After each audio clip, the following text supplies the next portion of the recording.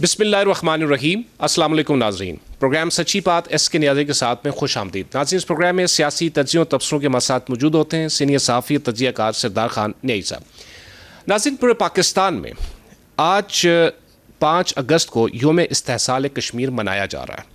اس کی ہسٹری کچھ یوں ہے کہ 2019 کو 5 اگست 2019 کو وہ آرٹیکلز جو کہ کشمیریوں سے ڈیموگرافکس سے ریلیٹڈ تھے, کشمیریوں کے اسٹیٹس سے ریلیٹڈ تھے, اس میں تبدیلی کر دی گئی اور آرٹیکل 370 اور 35A کو انڈیا نے ریووک کر دیا. یعنی کہ آج سے 7 سال قبل یہ جو سٹیپ لیا گیا اس کو پاکستان سمیت انٹرنیشنل کمیونٹی اللیگل قرار دیتی ہے. اور یہ سوال اٹھ رہا ہے کہ آخر کب تک جو ہے وہ بھارت یہ ظلم و ستم جاری رکھے گا, اور اس سے بھی بڑھ کر سوال یہ ہے کہ اقوام عالم کب تک بھارت کی اس ظلم و ستم پہ جو وہ کشمیریوں پہ جاری رکھے ہوئے ہے اس پہ خاموش رہے گا. تو آج کے اس پروگرام میں ابتدائیہ میں ہم کوشش یہ کریں گے کہ ہم بات کریں مسئلہ کشمیر کے اوپر, اور جو یہ سٹیپ 2019 میں انڈیا نے لیا اس کے بعد اب کیا محرکات ہیں, سیاق جو بھی ہے, اب مستقبل کیا ہونے جا رہا ہے, اور پاکستان اور انڈیا کے ریلیشنز کہاں سٹینڈ کرتے ہیں. اسی کے ساتھ ہم بات کریں گے کہ پاکستان میں نئے صوبوں کی بحث کے آغاز سے حکومتوں یعنی حکومت مسلم لیگ نون, اس کی جو الائی پاکستان پیپلز پارٹی, ان کے درمیان تو ناراضگی ہے, لیکن MQM جو ہے وہ بھی ہمیں ناراض ہوتے ہوئے نظر آتی ہے. اس کی کیا وجوہات ہیں, معیشت کے کیا حالات ہیں, تفصیلاً بات کریں گے. بڑھتے ہیں اپنے پینل کی جانب. جی ناظرین, پروگرام سچی بات ایس کے نیازی کے ساتھ میں پروگرام کا باقاعدہ آغاز کرتے ہیں. ہمارے ساتھ اسٹوڈیو میں موجود ہیں سینئر صحافی تجزیہ کار سردار خان نیائی صاحب. نیائی صاحب پروگرام میں ویلکم. ہمارے ساتھ سینئر حریت رہنما موجود ہیں الطاف وائن صاحب. وائن صاحب پروگرام میں خوش آمدید. قمر سبزواری صاحب نے ہمیں جوائن کیا ہے, بیرسٹر ایٹ لا ہیں, یعنی قانونی ماہر ہیں, انٹرنیشنل لا پہ بھی عبور رکھتے ہیں. قمر سبزواری صاحب پروگرام میں خوش آمدید. نیائی صاحب, آج چونکہ پورے پاکستان بلکہ دنیا میں بھی دیکھا جا رہا ہے کہ 5 اگست 2019 کو جو انڈیا نے 370 اور 35A کو ریووک کیا اور پھر اس کو ہم استحصال کشمیر کہتے ہیں, تو ہر جگہ بنایا جا رہا ہے, کشمیریوں کے ساتھ یکجہتی کی جا رہی ہے, اور سوالات بھی اٹھائے جا رہے ہیں پوری دنیا میں کہ جی کشمیریوں کے ساتھ جو مقبوضہ کشمیر کے لوگ ہیں آخر ان کے ساتھ کب تک جو ہے وہ یہ ظلم و ستم جاری رہے گا. ذرا پروگرام کا آغاز کرتے ہیں. اعوذ باللہ من الشیطان الرجیم. بسم اللہ الرحمن الرحیم. ایاک نعبد و ایاک نستعین. پہلے تو میں اپنے مہمانوں کا شکریہ ادا کرتا ہوں تشریف لائے, اور آپ جو بات کر رہے ہیں کہ جی 5 اگست جو ہے, آج روز ٹی وی پہ شعر و شاعری کا پروگرام میں نے دیکھا تو آنسو آ گئے. یہ کشمیر کے بارے میں جب ڈیٹیل میں بات ہوتی ہے مسلمانوں سے برداشت نہیں ہوتی. تو خداوند کریم سے یہی دعا ہے کہ کب مہربانی فرمائے اور کب مقبوضہ کشمیر کا مسئلہ حل کریں. اور مقبوضہ کشمیر کا مسئلہ حل نہیں ہوتا تو یہ پریشانی ہر وقت ذہن پہ چھائی رہے گی. تو ہم آپ ان سے شروع کرتے ہیں. ہاں, توانی صاحب سے. تو آپ بتائیں کہ کیا مقصد ہے کہ ہم رو پٹ تو رہے ہیں لیکن کیا کیا جائے؟ دیکھیں, ہمارے پاس جو دنیا کا اس وقت آرڈر ہے نا وہ سارا مفلوج ہو چکا ہے. ہم دیکھ رہے ہیں کہ پچھلے سال ہی اقوام متحدہ کی 3/4 جو وہاں ممبرشپ ہے انہوں نے فلسطین کو ایک خود مختار اور آزاد ریاست تسلیم کیا, لیکن اس کے باوجود ہم دیکھتے ہیں کہ فلسطین میں کیا کچھ ہو رہا ہے. بدقسمتی یہ ہے کہ دنیا نے اقوام متحدہ بنایا تھا, اور سیکورٹی کونسل جب بنائی تھی اس مقصد تھا کہ دنیا کے جو تنازعات ہیں وہ انصاف پر مبنی ان کا حل ہوگا. لیکن وقت گزرنے کے ساتھ ساتھ ہم نے دیکھا وہ سیکورٹی کونسل خود اپنے تنازعات میں بٹی ہوئی ہے. انہوں نے اسٹریٹجیکل انٹرسٹ اور ان کی جو اکنامک انٹرسٹ ہیں ان کو زیادہ اپنے قریب رکھا, اور ہیومن رائٹس کو یا انسانی حقوق کو اور حق خود ارادیت کو انہوں نے ایک سیکنڈری یا بالکل ایک جزوی طور پر اس کو رکھا ہے. اور یہی وجہ ہے کہ 79 سال گزرنے کے باوجود اقوام متحدہ کی جو قراردادیں کشمیر پر تھی, جو سیکورٹی کونسل کی قراردادیں تھیں, جو United nation commission on India and Pakistan کی قراردادیں تھیں, ان کے باوجود بھی امپلیمنٹیشن نہیں ہوئی.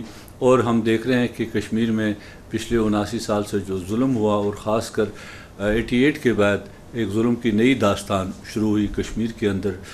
جس طرح سے ہندوستان نے اپنی فوجی جماع کشمیر میں بڑھایا اور دنیا کی سب سے بڑی فوجی جیل اس کو قرار دیا گیا. یہ ہم نے نہیں کہا, یہ 1995 میں یورپین یونین کا ایک وفد آزاد کشمیر میں بھی آیا تھا اور مقبوضہ کشمیر میں بھی گیا تھا. اس یورپین یونین کے وفد نے کہا تھا کہ مقبوضہ Kashmir an beautiful open air prison on the earth اس کو قرار دیا تھا. تو یہ سلسلہ جاری رہا اور پھر بدقسمتی سے جب ہندوستان کی کسی طرح سے کنڈمنیشن اس سطح پر اقوام کی طرف سے نہیں ہوئی, ہندوستان میں ایک انتہا پسند حکومت آئی جن کا بنیادی منشور ہی تھا کہ ہندوستان کو ایک گریٹر بھارت بنانے کا خواب اور کشمیر کے اندر آبادی کے تناسب تبدیل کرنے کا خواب. ہمارے ہاں لوگ اس کو دوسرے لینس سے دیکھتے ہیں, لیکن ہندوستان نے ہمیشہ سے کشمیر کو ایک مذہبی لینس سے دیکھا ہے. اس کو شیو کی دھرتی کے نام سے وہ دیکھتے ہیں اور اسی طرح سے وہ چاہتے تھے کہ وہاں پر ہندوتا کا پرچار ہو. اسی کے تحت انہوں نے جب یہ جو ایک معاہدہ ان کے ساتھ جو کولابریٹرز تھے 1947 میں شیخ عبداللہ درس, انہوں نے یہ معاہدہ کر کے پھر دفعہ 370 اور 35 سے ہندوستان کے آئین میں شامل ہوا تھا, جس میں ہمارے لینڈ رائٹس پروٹیکٹ تھے اور ہماری ایک اٹانومی تھی جس میں مقبوضہ کشمیر کے اندر ایک صدر تھا, صدر ریاست تھا, وزیر اعظم تھا اور سپریم کورٹ تھی اور دوسرے ادارے تھے. ایک ریاست کے ایک آئین تھا, ایک جھنڈا تھا. لیکن ہندوستان نے آہستہ آہستہ اس چیز کو پہلے کانگریس سرکار نے ہی ختم کر دیا تھا. وزیر اعظم صدر کو بنایا, وزیر اعلیٰ بنا اور صدر گورنر بنا اور سپریم کورٹ پھر ہائی کورٹ بنی اور اس طرح ادارے تحلیل ہوتے گئے. یعنی امپاورمنٹ سے ڈس امپاورمنٹ 1949 سے شروع ہو گئی تھی جو انہوں نے شروع کی اور یہ اپنے منتہج پر پہنچی. انہوں نے اپنی تمام ملٹری مائٹ استعمال کی تھی کشمیر کے اندر. کسی طرح سے کشمیر کا نوجوان, کشمیر کے لوگ, کشمیر کی سیاسی قیادت جو اس کے لیے جدوجہد کر رہی ہے امپلیمنٹیشن آف UN ریزولوشنز کے لیے, وہ اپنے حق سے دستبردار ہو جائے. ان کو ہم لالچ دیں, ان کو ہم ڈرائیں, ان کو ہم دھمکائیں, ان کو اظہار ثانی کے ذریعے ہم اس طرف لائیں کہ وہ ہندوستان کے ساتھ ملے. لیکن جب کشمیر کے نوجوان نے, کشمیر کے بزرگ نے, سیاسی رہنماؤں نے اس کو تسلیم کرنے سے انکار کر دیا تو ہندوستان نے ایک کانسٹیٹیوشنل اسالٹ کیا کشمیر کے اندر, جس کو میں کہتا ہوں کہ آئینی دہشت گردی ہندوستان کی تھی. اپنے ہی آئین کے اندر انہوں نے تبدیلیاں کر دی اور وہ تبدیلیاں کر دی جس پر ہندوستان کی سپریم کورٹ اس سے پہلے 3 دفعہ یہ رولنگ دے چکی تھی کہ 370 نان ڈیروگیبل ہے, اس کی ترمیم نہیں ہو سکتی ہے, 35A نہیں جا سکتا ہے, یہ نان ڈیروگیبل ہے. لیکن اب کی بار چونکہ ہندوتا کی سرکار تھی اور ہندوستان کی جوڈیشری جو تھی وہ بھی ہینڈ اینڈ گلو رہی اس سرکار کے ساتھ اور انہوں نے ہندوستان کی سرکار کے اس اقدام کو جائز قرار دیا. اب ہوا کیا اس سے؟ مقاصد کیا تھے؟ مقاصد وہی تھے کہ کشمیر کے اندر جو آبادی کے تناسب کو تبدیل کرنا, کشمیر کی ثقافت جو وہاں پر مسلمانوں کی جو نشانات تھے, مسلم سلطنت کے نشانات تھے, ان کو ختم کرنا.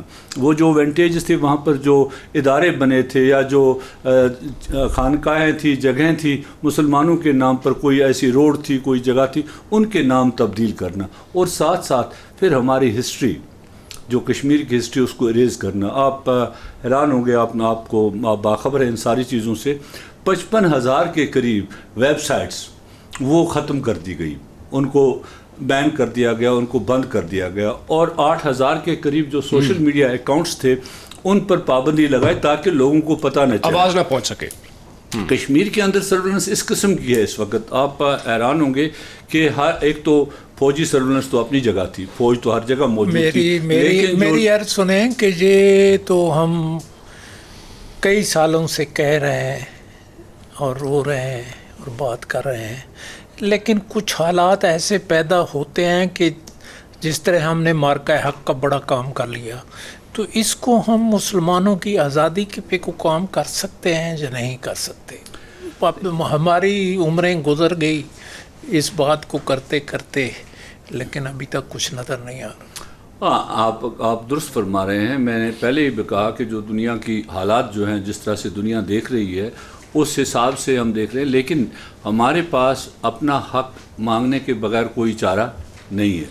یا تو ہمیں پھر سبمیشن تو کرنا ہے حق تو انہوں نے نہیں دینا نا, وہ کیوں دیں گے آپ کو حق؟ نہیں, ہم لڑے, ہم نے اس وقت تک قربانیاں دی اور قربانیاں دیتے رہیں گے. ایک وقت USSR ایک بہت بڑی طاقت تھی. ہم نے دیکھا کہ جو سینٹرل ایشیا کی ریاستیں ہیں, میرے خیال میں انہوں نے پتھر بھی نہیں اٹھایا آزادی کے لیے, آواز بھی نہیں اٹھائی, شاید وہ کوئی بات انہوں نے نہیں کی. لیکن ایک وقت آیا کہ وہ شاید اس چیز کا بوجھ نہیں اٹھا سکے. دوسری جنگ عظیم میں ہم نے دیکھا کہ برطانیہ جس کا سورج ڈوبتا نہیں تھا, جس کی سلطنت پر سورج ڈوبتا نہیں تھا, اس کو ہم نے ختم ہوتے دیکھا ہے. اور جو ہندوستان کی سرکار نے اس وقت ماحول ہندوستان میں پیدا کیا ہے, جس طرح کی پولرائزیشن اس نے خود کی ہے, وہ اپنے پاؤں پر خود کلاڑی مار رہی ہے. ہماری جدوجہد تو اپنی جگہ ہے, لیکن جس طرح کے حالات وہ ہندوستان کے اندر پولرائزیشن ہوئی ہے, ابھی ہم نے دیکھا ایک معاملے پر جس طرح کے ہندوستان کے نوجوان بچے سڑکوں پر آئے, انہوں نے احتجاج کیا, ایک طرح سے ان کو سبمیشن کرنا پڑا گورنمنٹ کو. لیکن جو مذہبی پولرائزیشن ہندوستان کے اندر ہے, جس طرح سے ہندوتا نے اوورٹیک کیا ہے ہندوستان کی ساری سوسائٹی کو, this will become itself, Hindustan اس کو برداشت نہیں کر سکتا ہے. ہندوستان کی ڈس انٹیگریشن اسی سے ہوگی. لیکن ہمیں اپنا حق اسی حق کے تحت مانگنا ہے چونکہ ہمیں بین الاقوامی قوانین کے تحت یہ حق ہے. اگرچہ ہم جانتے ہیں بین الاقوامی قوانین بہت کمزور ہیں, ان کے اپنے دانت نہیں ہیں, لیکن ہم خاموش بیٹھیں گے تو وہ بالکل خاموش ہی رہیں گے, تو وہ پھر اور کمزور ہو جائیں گے. لیکن ہم نے ان کی کانشنس پر ان کو یاد دلانا ہوگا کہ آپ نے ہم سے وعدے کیے ہیں, اور اس وعدے کے لیے ہم ہر طرح کی جدوجہد کر رہے ہیں. یہ نہیں کہ ہم کوئی بات چیت سے ہی جدوجہد کر رہے ہیں, ہم نے ہر طرح کی جدوجہد کی ہے. یہی وجہ ہے کہ 79 سال گزرنے کے باوجود, ہندوستان کی فوجی طاقت کے باوجود, اتنی ساری ملٹری مائٹ کے باوجود, اس نے جو ایک خواب دیکھا تھا کہ میں ساؤتھ ایشیا کا سول جو سیکیورٹی پرووائڈر بھی بنوں گا, جس کے سلسلے میں اس کو امریکہ اور مغرب کی حمایت حاصل تھی, اس کے باوجود ہم نے دیکھا جی اللہ تعالیٰ کی نصرت جب آتی ہے 2025 مئی میں ہم نے دیکھا کس طرح سے ہندوستان کا وہ غرور خاک میں مل گیا. اور ہم نے دیکھا اس سے کہ ایک چیز جو ہمارے لیے, سب کے لیے, خاص کر ہمارے میڈیا اور دوسرے لوگوں کے لیے, ہم نے ایک صحیح راستہ چنا. اس وقت ہم نے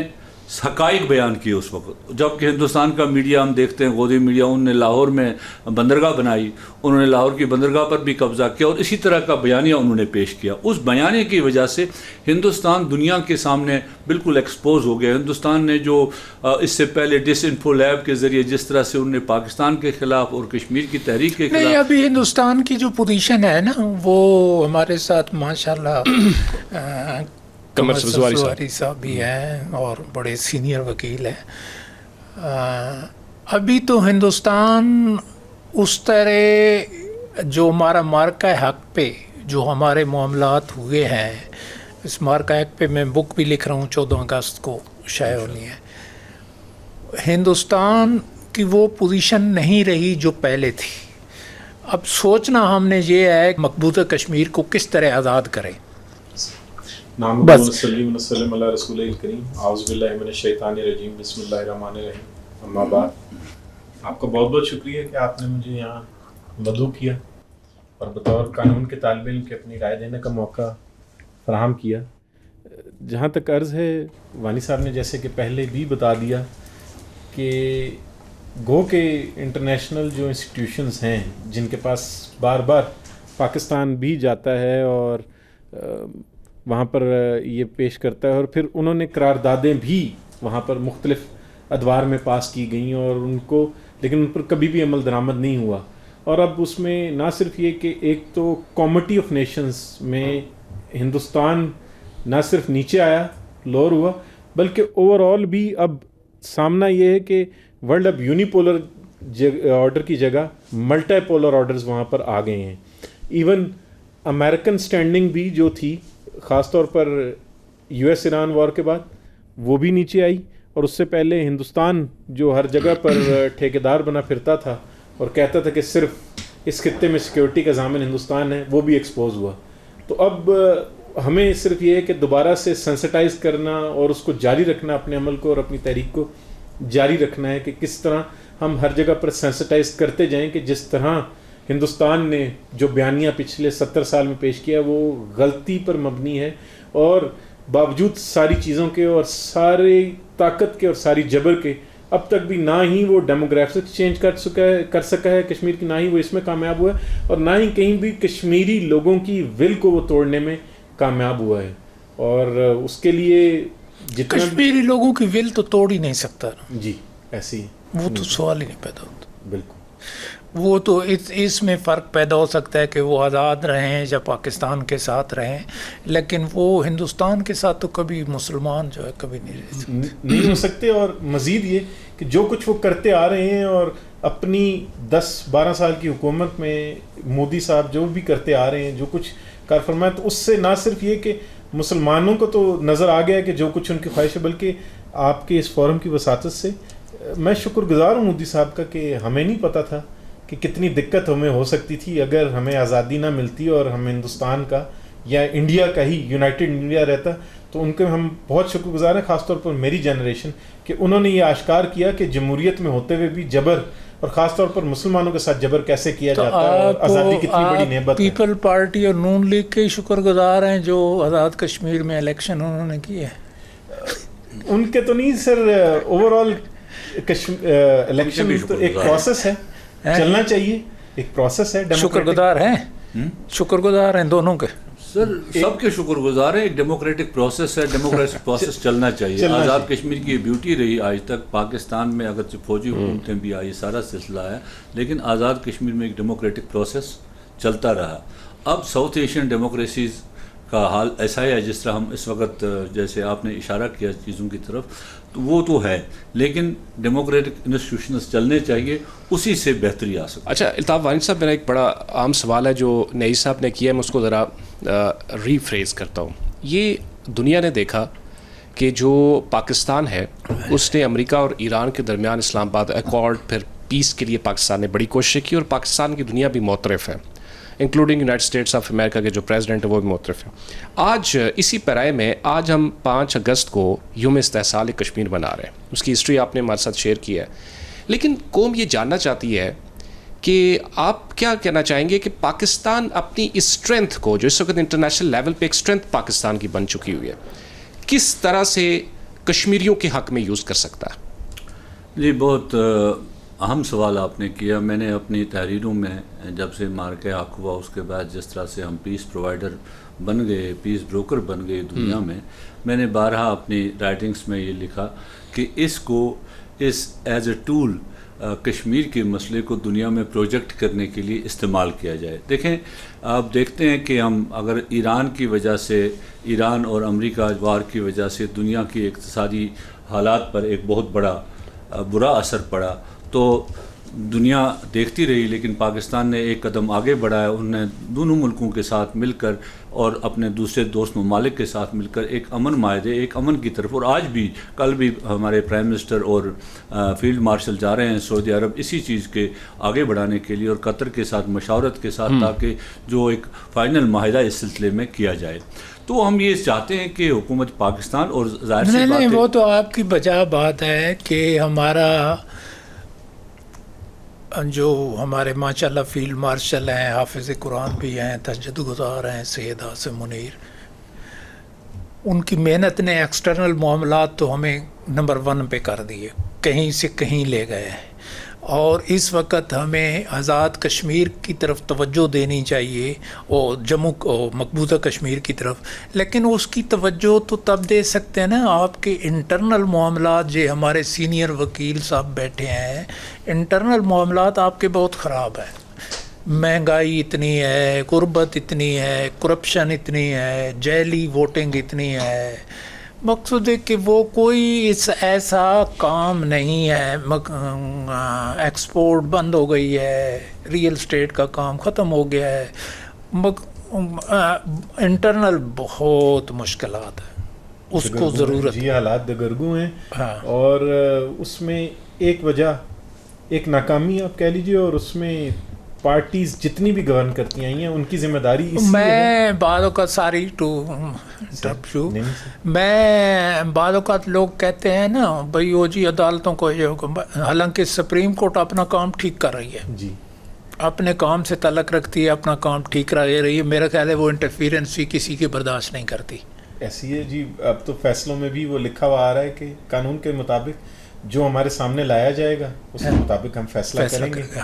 اور لیکن یہ جو دوسرے میں معاملات آپ کو بتا رہا ہوں نا، غربت کے اور اس میں مہنگائی کے، اس میں ایک کرپشن بڑھتی جا رہی ہے. اس میں میری عرض یہ ہے سر کہ 3 قسم کی گورننس 1973 میں جب آئین سازوں نے یہ کیا، اور متفقہ آئین اس کو کلیم کیا جاتا ہے، پیپلز پارٹی کلیم کرتی ہے، اس میں 3 گورننس کے 3 سطحیں دی گئی تھیں، 3 ٹیئرز میں بتایا گیا تھا کہ فیڈرل، پروونشل اور لوکل. اب فیڈرل اور پروونشل میں تو شاید حکومتیں کچھ نہ کچھ جیسی بھی جس صورت میں تھیں، لیکن لوکل آپ دیکھیے کہ کہیں بھی کوئی بھی صوبہ اس سے مبرہ نہیں ہے. پنجاب ہو جائے، کے پی کے ہو جائے، پنجاب میں انتخابات کب سے نہیں ہوئے لوکل باڈیز کے، کے پی میں ہوئے ہیں، سندھ میں ہوئے ہیں، لیکن کس طرح کے ان کو وہاں پر اختیارات حاصل ہیں، کس قسم کی بجٹنگ حاصل ہے، آپ کے اور میرے سامنے کچھ نہیں کر پاتے. اور بلوچستان کی تو بات ہی چھوڑ دیں کہ بہت عرصے سے شورش زدہ ہے اور اب مزید شورش بڑھی ہے وہاں پر. تو اس لیے جب تک یہ انشور نہیں کیا جائے گا کہ اسی ڈاکیومنٹ کل وہ ہمارے ساتھ ایک دوست تھا ہمارا، وہ کہہ رہا تھا کہ وہ یہ پتہ نہیں آپ کو پتہ ہوگا، یہ محسن نقوی وزیر اعظم کے وہ بن رہا ہے. یہ تو ابھی ہمارے ساتھ گیسٹ بھی آ گئے ہیں، ذرا ان سے بھی پتہ. ذکی اعجاز صاحب موجود ہیں، وائس پریزیڈنٹ ہیں FPCCI کے، جو آرگنائزر بھی ہیں اس ایونٹ کے اکنامک سمٹ کے جس میں محسن نقوی صاحب نے اتنی بڑی خبر دی. تو ذکی اعجاز صاحب پروگرام میں ویلکم. جی بہت شکریہ جی آپ کا. ماشاء اللہ آپ خیریت سے ہیں. وہ آج کل یہ مشہور ہوا ہے کہ وہ کیئر ٹیکر پرائم منسٹر بن رہے ہیں محسن نقوی صاحب. آپ میٹنگ میں تھے، وہ کیا باتیں ہوئیں، کس ٹاپک پہ ہوئیں، کیوں ہوا، کس طرف گئیں، کس طرف راستہ لیا؟ دیکھیں یہ جو ہماری اکنامک سمٹ تھی، یہ federation Pakistan chamber of commerce industry اور یونائٹڈ بزنس گروپ جو ہے ہمارا، اس نے ارینج کروائی تھی. اور اس میں ہمارے 2 چیف گیسٹ تھے، ایک اورنگزیب صاحب تھے اور ایک محسن نقوی صاحب تھے. اورنگزیب صاحب کیونکہ آؤٹ آف کنٹری چلے گئے تھے اس لیے وہ اٹینڈ نہیں کر سکے تھے. تو بیسکلی ہمارا جو سمٹ کا جو فوکس تھا وہ ڈسٹرکٹ اکانومی کے اوپر تھا. تو بیسکلی ہم نے پورے پاکستان سے جو ہماری چیمبرز کی ریپرزنٹیشن تھی، سیکٹر کی ریپرزنٹیشن تھی، پنجاب سے، بلوچستان سے، سندھ سے، کے پی کے سے، from every where participant were there. تو ہم یہ وہاں پر جو ہم نے پورا دن جو ڈسکس کی with in multiple panel discussion, ہم نے بلوچستان پہ بھی بات کی، وہاں کے ایشوز پہ بھی بات کی، ہم نے سندھ کے بھی ایشو کی ریگارڈنگ دا اکانومی. جو پولیٹیکل چیزیں ہیں سر اس کا ہمارے سے کوئی لینا دینا نہیں ہے، ہمیں تو اکانومی سے ریلیٹڈ تھی چیزیں. تو وہاں پر جو چیزیں سامنے آئی کہ پاکستان میں 170 ڈسٹرکٹس ہیں، اور 170 ڈسٹرکٹ میں سے جو ہمارا جی ٹی پی میں اگر ہم دیکھیں جو 6 سے 7 شہروں کا مین کنٹریبیوشن ہے. اور اسی طرح جو ہماری ایکسپورٹ ہے 65% ٹیکسٹائل پہ بیس کرتی ہے، اور باقی 4-5 سیکٹر ہے جس کے اوپر ہماری ایکسپورٹ بیس کر رہی ہے. اور جو ہماری ایکسپورٹ ہے وہ کئی سالوں سے جون اسی طرح ہی چل رہی ہے، $30 بلین، $31 بلین. تو ہم نے وہاں بیٹھ کر کنسنسس ڈیولپ کیا کہ ایشوز کیا ہے، پاکستان سے جو اکانومی ہے بہتر کیوں نہیں ہو رہی ہے. تو اس میں لیکن ذکی اعجاز صاحب آپ کو میں انٹرپٹ اس لیے کر رہا ہوں کہ آپ نے کہا کہ پالیٹکس سے آپ کا واقعی کوئی لینا دینا نہیں ہے، لیکن محسن نقوی صاحب نے آپ کو آفر کی ہے اور کہا ہے کہ بزنس مین وہ پالیٹکس کے ساتھ یہ جتنی باتیں وہ کر رہے ہیں، ان ساری باتوں کا تعلق پالیٹکس سے ہی ہے نا. ہاں تو وہ تو کہہ رہے ہیں، وہ تو ان کو کہہ رہے ہیں کہ سیاست میں کیوں نہیں آتے بزنس مین. ہاں مقصود سیاست کی بات ہی ہو رہی ہے نا، اصل تو مین تو سیاست کی. جی ذکی صاحب. نہیں دیکھیں سر، انہوں نے نو ڈاؤٹ کہ بزنس کمیونٹی کو بھی کہا کہ وہ بھی اپنا کنٹریبیوشن کرے اکانومی کے حوالے سے، کیونکہ وہاں پر بزنس کمیونٹی بیٹھی ہوئی تھی تو انہوں نے ان سے ایڈریس ضرور کیا ہے. اگین میں یہ کہوں گا کہ جو ہماری جو کوشش یہ تھی، جو ہمارا فوکس تھا وہ تھا پاکستان کی اکانومی. ہم نے بجٹ کے حوالے سے بھی شیڈو بجٹ پریزنٹ کیا گورنمنٹ کو جون کے مہینے کے اندر. تو ہمارا فوکس تھا کہ پاکستان سے ایکسپورٹ کیوں نہیں بڑھ رہی، امپلائمنٹ کیوں نہیں جنریٹ ہو رہی ہے. تو بیسکلی ہم نے تو ان چیزوں پہ ڈسکس کیا ہے.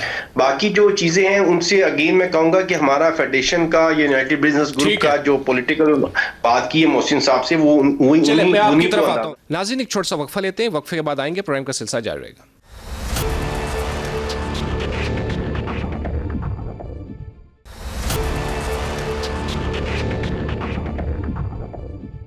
ویلکم بیک ناظرین. ہمیں جوائن کیا ہے ایم کیو ایم سے حفیظ الدین صاحب نے. حفیظ الدین صاحب پروگرام میں ویلکم. جی شکریہ.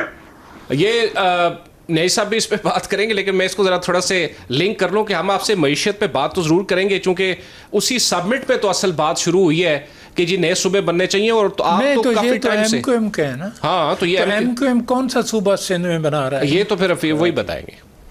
بتاتا ہوں نا میں کون سا صوبہ بنا رہے ہیں؟ نہیں بنا رہے. دیکھیے صوبہ میں سمجھتا ہوں لسانی بنیادوں پہ نہیں بننا چاہیے، لیکن انتظامی صوبے ہونا چاہیے.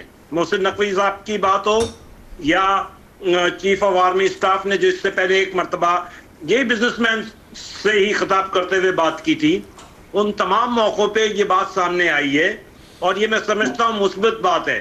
ایم کیو ایم کا پوائنٹ آف ویو بہت پرانا ہے. پیپلز پارٹی اگر یہ سمجھتی ہے کہ صوبے نہیں بننا چاہیے، یا دوسری پولیٹیکل پارٹی یہ سمجھتی ہیں کہ نہیں بننا چاہیے صوبے، تو یہ ایک الگ بات ہے. آپ بتائیے کہ 22,000 ارب روپے ملے پاکستان پیپلز پارٹی کو صوبے سندھ کے لیے، وہ کہاں گئے پیسے؟ وہ تو کراچی کو اس کا 2%, 3% بھی نہیں ملا. اسی طریقے سے پورے سندھ کو ہی نہیں ملا. کون لے گیا؟ یہ بڑی جیبیں ان کی ڈیپ پاکٹس جو ہیں وہ ساری دبئی کی طرف جاتی ہیں. اچھا بالکل ٹھیک ہے. سمجھ رہے ہیں آپ؟ بالکل یہ پیسہ اس کا حساب دینا پڑے گا ان کو. یہ جو ہے نا آپ سینئر آدمی ہیں، یہ میں نے یہ ریکویسٹ بھی کی، خط بھی لکھا وزیر اعظم کو. میں یہ جو آپ نے بات کی ہے نا کہ دبئی کی طرف جاتی ہیں، یہی میں نے عرض کیا کہ جتنا پیسہ یہ دبئی میں لیڈر صاحبان کا چلا گیا ہے نا، اتنا شاید عام آدمیوں کا کم گیا. اور باہر سے پیسہ منگوائیں اور ان کو کہیں کچھ نہیں، آپ نام شام پھر نہ لینا ان کے، تو شاید وہ منگوا ہی لیں پیسہ. نہیں، ہم تو عامی ہیں، جس طریقے سے منگانا چاہے منگائیں، لیکن بات سادہ سی ہے، بڑی سیریس، کہ ان تمام ایشوز پہ کام ہونا چاہیے. لیکن آپ لوگوں کی پارٹی جو ہے وہ سے لوگوں کو یہ بڑا اختلاف ہے آپ کی پارٹی سے، ایم کیو ایم سے، کہ یہ ابھی تو یہ باتیں یہ کر رہے ہیں، لیکن بیریا ٹاؤن جب بن رہا تھا سندھ میں اور وہ سرکاری جگہ پہ بن رہا تھا تو ایم کیو ایم خاموش تھی. دیکھیے میں آپ سے ایک عرض کروں، بات یہ ہے کہ ایم کیو ایم خاموش ضرور تھی، لیکن اس کی وجوہات تھی. آپ بتائیے کہ سندھ بھر میں کوئی ایسا نیا شہر بنا ہے چھوٹا؟ میں اس اختلاف سے نکل کے بحریہ ٹاؤن، نو بحریہ ٹاؤن، کوئی چھوٹا نیا شہر بنا ہے کیا؟ نہیں بنا. بحریہ ٹاؤن کے نام پر یا بحریہ ٹاؤن کی طرح پہ ڈیفنس کا بھی بن رہا تھا سامنے، ہم نے دونوں پہ کوئی بات نہیں کی. ہم سمجھتے ہیں کہ یہ بننا چاہیے، نئے شہر آباد ہونا چاہیے. نہیں ہونا چاہیے، بہت اچھی بات ہے، لیکن فری زمین پہ قبضہ تو نہیں ہونا چاہیے نا. فری زمین کے اوپر نہیں ہونا چاہیے. تو سپریم کورٹ نے آرڈر کیا ہے، اس کی پراپر سپریم کورٹ نے آرڈر کیا ہے نا، آپ لوگ تو خاموش ہیں. آپ نے کیا کیا ہے؟ میں تو آپ لوگوں کی بات کر رہا ہوں بھائی. آپ لوگ ہماری خاموشی کو کوئی یہ نہ سمجھے کہ کمزوری. ہماری کمزور نہیں، وہ بھی جیبوں کی خوبصورتی ہے، جیبوں کی. نہیں، ہماری جیب میں کچھ نہیں آیا تھا. کچھ نہیں ہے ہماری جیب میں آتا تو ہم کچھ بولتے ضرور. اچھا اس کی حمایت میں ہی بول دیتے. ٹھیک. اچھا قمر سبزواری صاحب، آپ بول دیتے. جی ٹھیک ہے، کانسٹیٹیوشن لائر بھی ہیں آپ، تو یہ نئے صوبے ویسے کیا آئین کیا کہتا ہے، نئے صوبے کس طرح بن سکتے ہیں؟ ایک تو پہلے جو ریجنز ڈیفائن کرتا ہے، جس میں آزاد جموں اینڈ کشمیر کا بھی، گلگت بلتستان کا بھی ذکر اور صوبوں کا بھی. اور پھر جہاں اگر کہیں بھی صوبوں کی جب بھی ٹیریٹوریل ان کی باؤنڈریز کو چینج کرنا ہے، صوبوں کی حدود کو کہیں بھی چینج کرنا ہے، تو آرٹیکل 239 ہے اور اس کا 4 خاص طور پر کہتا ہے کہ صوبے کی جو پارلیمنٹ ہے وہ 2/3 اکثریت سے قرارداد پاس کرے گی کہ یہ صوبوں کی جو صوبائی حدود ہیں اس کو تبدیل کرنے کے لیے. تو اگر سندھ ہے تو سندھ میں وہاں پر 2/3 اکثریت سے وہ ایوان پاس کرے گا. کے پی کے ہے، پنجاب ہے، اس ایوان نے پہلے 239(4) ہے جس میں وہ ایوان منظوری، لیکن وہ تو جماعتیں آ ہی نہیں رہی اس طرف. اور اس موقع پہ یہاں جماعتیں تو آنی نہیں ہیں، اسی لیے تو کیئر ٹیکر اس کو لگا رہے ہیں، جماعتیں تو محسن نقوی کو، کنفرم جو بات مشہور ہو رہی ہے. ایک تو سر کوئی کیئر ٹیکر نہیں آئے گا سر. اصل میں چونکہ سبجیکٹ کچھ ہاں سبجیکٹ سر میں آپ اس سبجیکٹ پر بات کرنا چاہتا ہوں, اس سبجیکٹ پر بات کرنا چاہتا ہوں کہ صوبے بننے چاہیے. بنیادی چیز ہے کہ صوبے بننے چاہیے یا نہیں بننے چاہیے. اس وجہ سے میں اس ٹاپک پہ آ گیا ہوں کیونکہ مقبوضہ کشمیر کے ہم مسائل حل کرنے میں ہمیں تقویت تب ملے گی جب انٹرنل معاملات ہمارے. صحیح بات ہے سر. دیکھیں صوبے تب بننے چاہیے, جس وقت بننے چاہیے جب کلی اتفاق رائے ہو. اس اتفاق رائے سے آپ ایک اور دیکھیں, اس وقت ملک کے اندر آپ نے جن چیزوں کا ذکر کیا تھا, ہمارے بہت سارے فرنٹس کھلے ہیں. جو آپ کے بلوچستان میں ایک فرنٹ کھلا ہے, کے پی کے میں ایک فرنٹ کھلا ہے, خوارج کا ایک فرنٹ کھلا ہے, باقی چیزیں کھلی ہوئی ہیں. اور اس کے ساتھ ساتھ ہم نے اس میں ایک اور فرنٹ کھولا جو ہم پولیٹیکل سٹیبلٹی لانا چاہتے ہیں. آپ پولیٹیکل ڈسٹیبلٹی کی طرف جاتے ہیں. آپ سیاسی جماعتیں بہرحال آپ ان کو برا کہیں, آپ ان کو اچھا کہیں, سیاسی جماعتیں ہیں, یہی سیاسی جماعتیں ہیں جنہوں نے کل بھی کردار ادا کرنا ہے, آج بھی کردار ادا کرنا ہے. ان کو پیچھے رکھ کر آپ کوئی کردار ادا نہیں کر سکتے ہیں. آپ نے کل اگر بندوق چلانی ہے ان کے کندھے پر رکھ کر چلانی ہے, اس کے بغیر آپ نہیں کر سکتے ہیں. سو جب تک سیاسی جماعتیں پوری قیادت کسی چیز میں متفق نہ ہو, سب سے بڑا اچھا ماڈل اگر کسی شخص کی آپ کو شکل اچھی نہ لگے اس کا, لیکن اگر کوئی چیز اچھی ہو, جو مشرف کا ماڈل تھا, ڈسٹرکٹ گورنمنٹس کا جو ماڈل تھا, اگر آپ اسی کو اپنائیں, ڈسٹرکٹ گورنمنٹس کے ماڈل کو اپنائیں, اس کو امپاور کریں, اس کو چلائیں, اور پارلیمنٹیرینز کا جو کام ہے وہی کام وہ کریں. ان کا کام ہے قانون سازی کرنا, ان کا کام ڈیولپمنٹ فنڈز دینا نہیں ہے. ڈسٹرکٹ گورنمنٹس سرداری صاحب, ڈسٹرکٹ گورنمنٹس کیوں نہیں, کیا یہ کیوں نہیں تشکیل کسی نے بھی فعال نہیں کی جی؟ نہیں, ڈسٹرکٹ کونسل تو وہ جو ہے نا پہلے یہ مشرف کے دور میں تھی. ہاں وہی دوبارہ وہ کہتے نہیں ہو. اور یہ ادارہ کسی نے بھی اب جو پوسٹ مشرف ایرا میں کسی ایک حکومت کی سنجیدہ کوشش نظر نہیں آتی. پنجاب اسمبلی بل پاس کرتی ہے, اب بھی پاس کیا, اس میں ایسے حکم ہے جو کبھی عمل درآمد کر نہیں سکتا. وہ قانون اس طرح کا پاس ہوا, وہ چیلنج ہو جاتا ہے, وہیں رک جاتا ہے. تو وہ نیت نظر نہیں آتی. اور جو سب سے بڑی چیز ہے جو ریئلائز نہیں کرتی پولیٹیکل جماعتیں بھی, کہ یہ جب اختیارات کو جب وہ نچلی سطح پر منتقل کریں گے تو ان کے لیے بھی آسانی ہے. لیکن اب مسئلہ یہ ہے کہ وہ کون, اب وہ لازماً ایک فوٹو لگنی ہے کہ یہ سڑک جو ہے اس پر ہماری تختی ضرور لگ جائے, یہ ہسپتال پہ تختی ضرور لگ جائے. حالانکہ تاریخ میں تو یاد یہ رکھا جائے گا کہ قانون سازی کیا کی ہے انہوں نے, جو ان کا رول ہے مین. اور اگر کوئی قانون سازی پر صحیح عمل درآمد نہیں ہو رہا, عدلیہ کے پاس ایک راستہ موجود ہے, لیکن پہلے تو یہ ذمہ دار ہیں جنہوں نے قانون بنایا ہے کہ یہ اس میں جواب دہی کریں ان لوگوں کو بلا کے کہ بھائی یہ قانون ہے اور اس کے مطابق عمل کیوں نہیں ہوا. لیکن یہ ان کا بھی فیلئر ہے. تو ان کو یہ ریئلائز کرنا ہے کہ جس طرح آبادی کا تناسب ہو گیا ہے, اس کے ساتھ اگر یہ کوشش نہیں کریں گے اور یہ وہاں پر اختیارات کی منتقلی نیچے نہیں کریں گے اور گلی محلے تک وہ جا کر ایڈریس نہیں ہوگا, تو وہ نہ صرف ہمارا سوشل فیبرک وہ ٹوٹتا ہے بلکہ وہ فیلئر آف گورننس کی طرف جاتا ہے, جس کی طرف ایک غیر سیاسی شخص نے یہ کہا کہ میں سیاسی تقریر کر کے یہ کرنا چاہتا ہوں. ان کی مہربانی ہے کہ انہوں نے پہلے تو یہ مانا کہ وہ سیاسی نہیں ہے, حالانکہ 2 دفعہ 2 مختلف عہدے وہ وزیر اعلیٰ پنجاب, سب سے بڑے آبادی کے تناسب سے سب سے بڑے صوبے کے وزیر اعلیٰ رہے, وزیر داخلہ وہ ہیں, اسی کو پوائنٹ آؤٹ کر رہے ہیں. تو ان کا شکریہ. اب اس کے بعد یہ کہ وہ کیا قدم اٹھاتے ہیں اس بیان کے بعد, یہ ان کو دیکھنا ہے. ٹھیک. اچھا ذکی اجاز صاحب, بالفرض مجھے یہ تو پتہ ہے, ہم سب کو پتہ ہے کہ محسن نقوی صاحب نے جب یونٹس کی بات کی تو آپ بزنس مین کو اس چیز کا نہیں پتہ تھا, لیکن اب آپ کو پتہ چل گیا. تو اگر نئے صوبے بنتے ہیں پاکستان میں, یہ انتظامی یونٹس تشکیل پاتے ہیں, تو بزنس مین کو کیا فائدہ ہوگا؟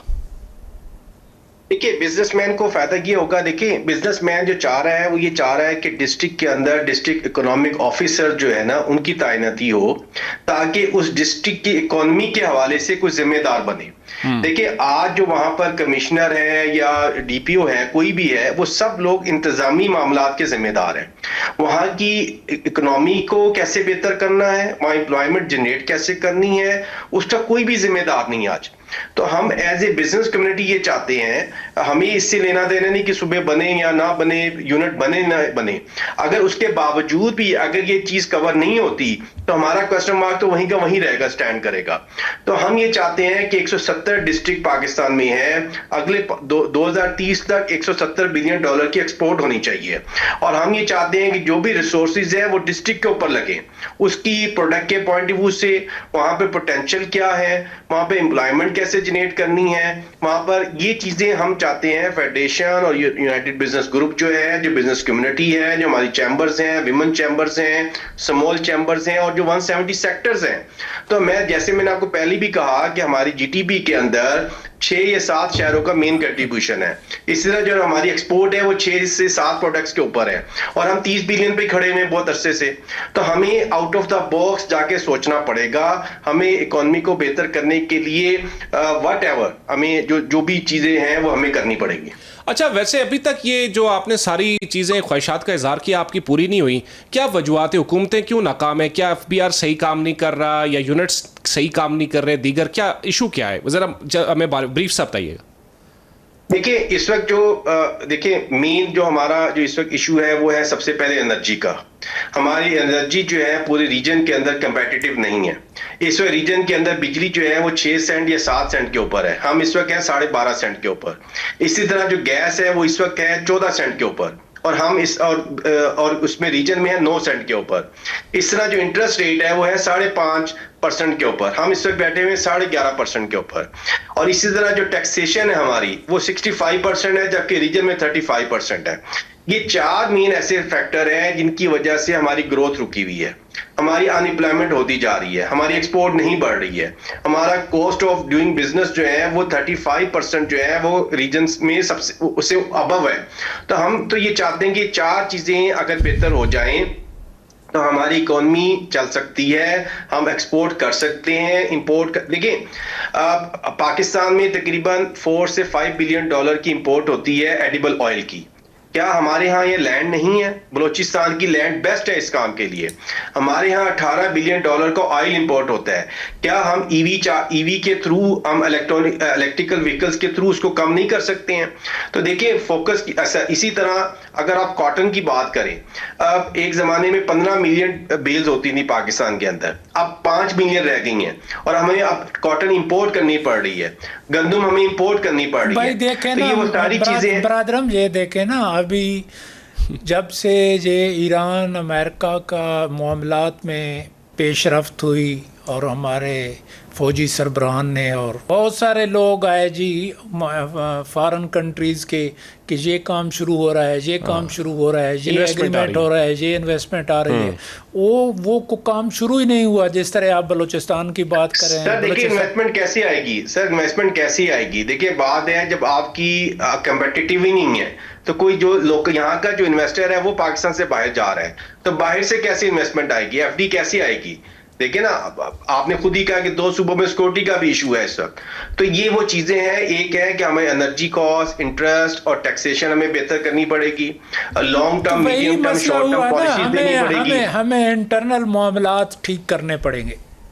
ठीक है ना सर, हम बहुत अरसे से सुन रहे हैं कि इंडस्ट्रियल पॉलिसी आ रही है, लेकिन इंडस्ट्रियल पॉलिसी हारून अख्तर साहब ने उस पर बहुत काम किया है लेकिन वो अनाउंस नहीं हो पा रही। लेकिन हम भी ये सोच रहे हैं कि इंडस्ट्रियल पॉलिसी से पहले शायद हुकूमत ही ना चली जाए। अच्छा चले हफीजुद्दीन साहब, ये MQ जो है ना वो अभी बड़ी खुश है मोहसिन नकवी साहब के इस बयान के बाद कि जी नए सूबे बनने चाहिए। अच्छा ये बताएं कि आप सिंध असेंबली में 2/3 मेजॉरिटी कैसे लेंगे नए सूबे के लिए? देखिए मैं आपसे अर्ज करूं, ये इश्यूज ऐसे हैं कि जिनको बैठ के कंसेंसस के साथ तय करना होगा। पहली बात तो ये तय करनी है कि क्या इसकी जरूरत है या नहीं है। अगर जरूरत है तो इसको तमाम पार्टीज बैठें और बैठ के इसको तय करें कि क्या किस अंदाज में कैसे होना चाहिए। ये सिर्फ कोई MQM की ख्वाहिश या मुस्लिम लीग की ख्वाहिश या पीपल्स पार्टी की ख्वाहिश से काम नहीं हो सकता। ये मुल्क का अहम मसला है, मुल्क की तरक्की का मसला है। आप बताइए, जब पाकिस्तान की आबादी 4-5 करोड़ थी उस वक्त 4 सूबे थे, आज 25 करोड़ है, तो आप बताइए किस तरीके से ये सूबे चल सकते हैं? इन सूबों की अफादियत क्या है?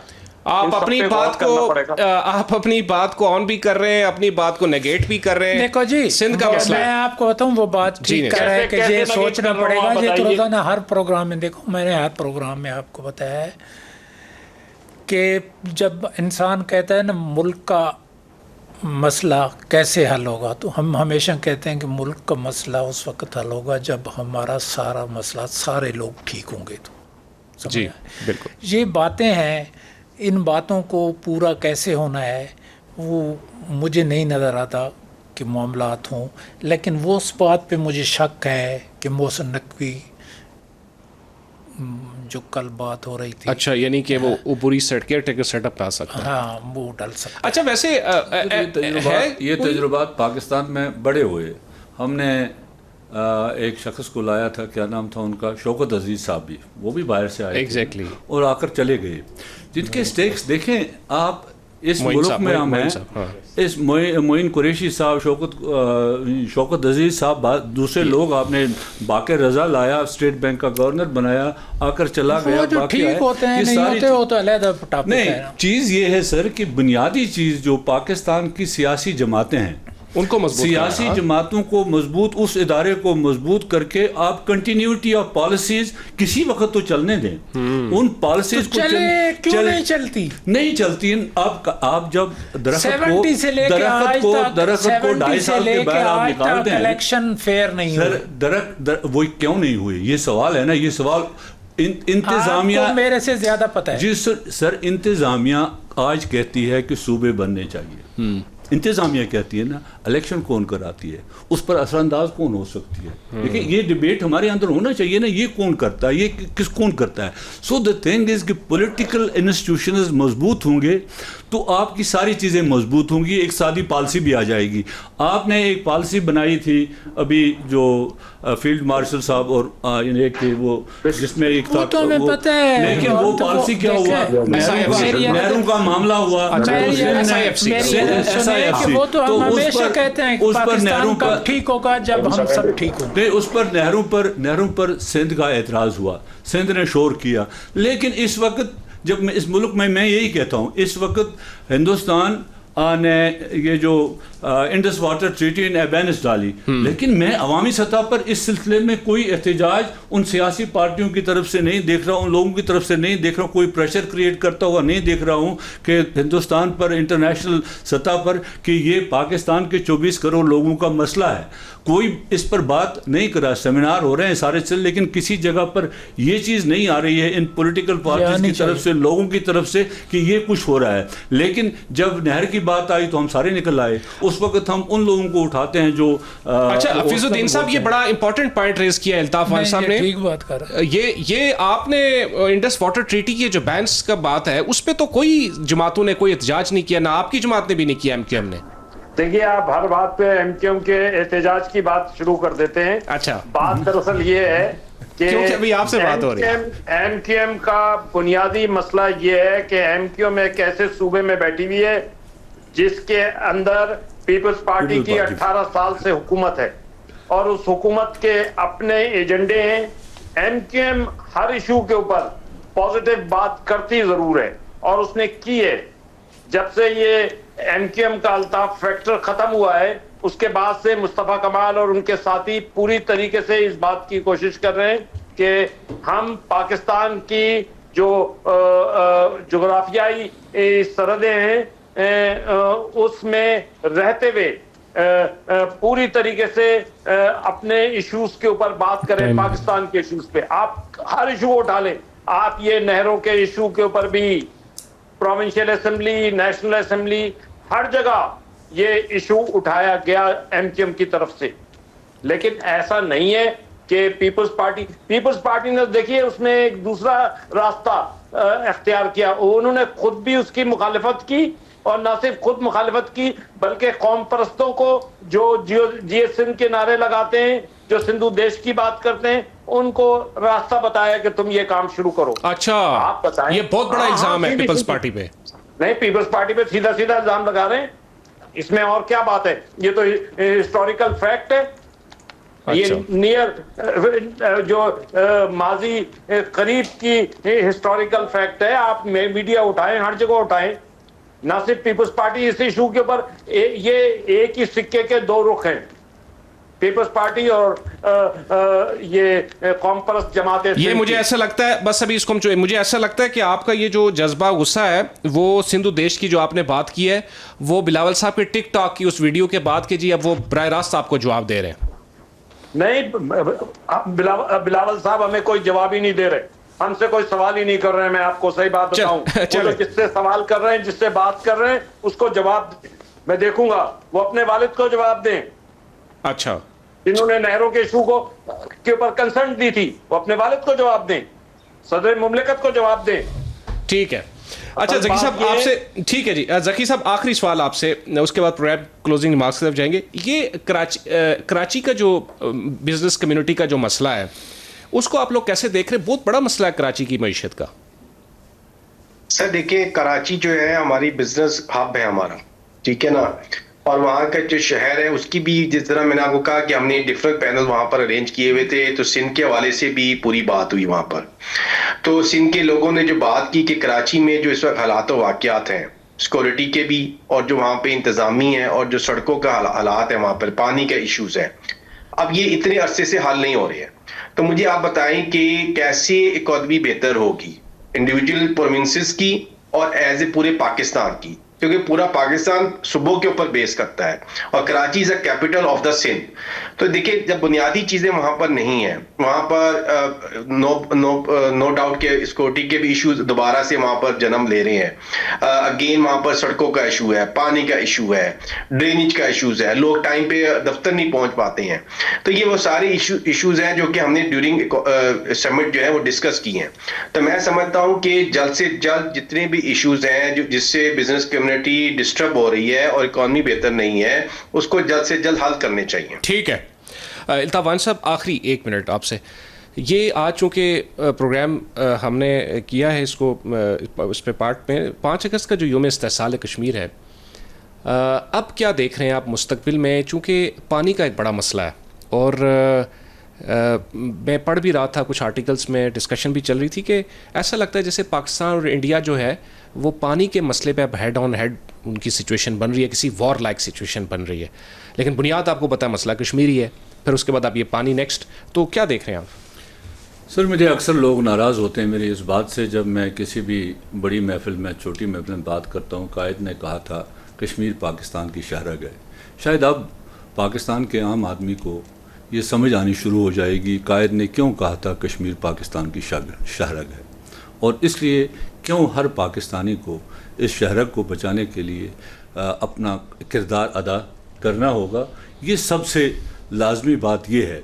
तो मैं ये समझता हूँ कि इस सिलसिले में कश्मीर का मसला तो रहेगा, वहाँ पर कश्मीरी लड़ते रहेंगे, कश्मीरी हर सतह पर अपनी जद्दोजहद जारी रखेंगे। लेकिन इसके लिए जैसे न्याजी साहब बता रहे थे, और जैसे जो हमारे इस बिजनेस कम्युनिटी के दोस्त थे, तो जब तक हम अपने इंटरनल मामलात और इकानमी के मामलात पर स्ट्रेस नहीं देंगे, इंटरनल स्टेबिलिटी कायम करेंगे और उसके बाद इकोनॉमिक स्टेबिलिटी आएगी। अगर आपकी पॉलिटिकल स्टेबिलिटी नहीं है, अगर आपकी डोमेस्टिक जो कंडीशंस नहीं है एनवायरनमेंट फ्रेंडली फॉर इन्वेस्टमेंट, आपका लोकल इन्वेस्टर भी और फॉरेन इन्वेस्टर भी इन्वेस्टमेंट नहीं करेगा। ठीक है। अच्छा सब्ज़ भाई साहब, अब एक लाइन पर सिर्फ कि क्या प्याली में तूफान है, ये नए सूबे की बातें करना या आईनी तौर पर पॉसिबल हो सकेंगे? एक लाइन। आइनी तौर पर तो पॉसिबिलिटी तभी है, जैसे मैंने पहले अर्ज़ किया जी, कि 2/3 अक्सरियत से वो सूबे की असम्बली करारदाद पास करे कि हमें चाहिए। तो अदरवाइज़ कोई गैर सियासी बयान लगता है सियासी बयान की रोशनी में। ठीक है। तमाम मेहमानों का बहुत बहुत शुक्रिया जी। नाज़रीन, इख्तिताम इसी के साथ इजाज़त दीजिए। मेज़बान अदील बशीर को प्रोग्राम सच्ची बात इसके न्याज़ी के साथ में खुदाफिज़।